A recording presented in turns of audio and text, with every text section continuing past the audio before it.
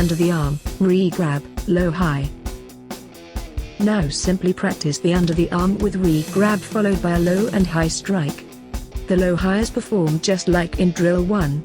However, the right hand will be grasping over the top of the stick instead of underneath.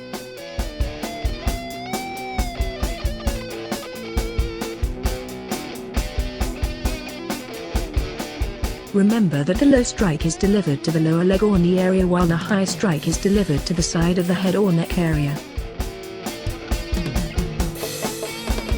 Now study these movements and practice them again and again.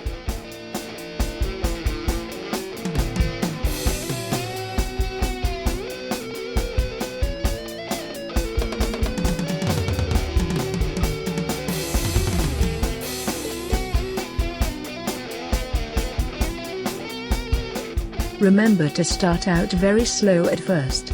Master the form. Only after you have mastered the form should you speed up.